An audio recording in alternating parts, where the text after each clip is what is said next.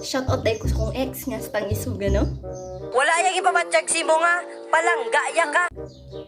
Dili sa ingon nga wala na akong ipakita ang akong paghigugma nimo. Wala ti ka gihigugma. Natuf, pangita na to iban. Nangutanan pod baka sa imong kagalingon ex. Kung naa ba kay pagkulang sa ako nganong nibiya ko sa imo ha? Nganong nibiya ko sa inyo, ha? Ex, hinumdumi. Dili tanang nibiya. Wala na nahigugma. Ang uban nibiya kay dili na maayo ang sitwasyon nila. Kay dili na maayo ang sitwasyon nila. Ug dili tanang nibiya aduna nay lain.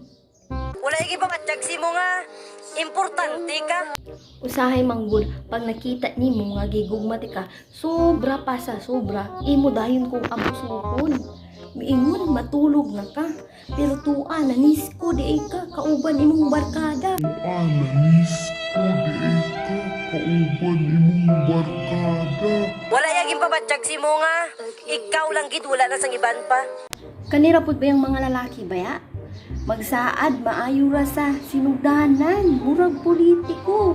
Pagkahuman, way nahimo. Murag politiko. Pagkaman, way nahimo.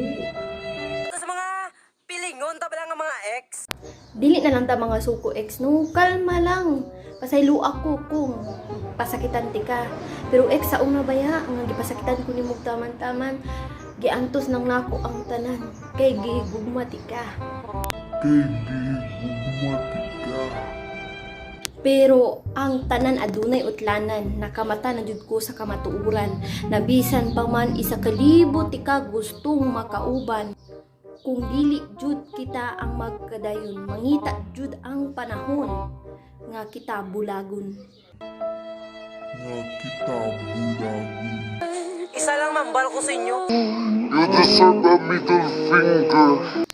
Sige ex, ingon ka, deserve na ako ang middle finger. Ako nang dawaton kay tungod na sakitan ka.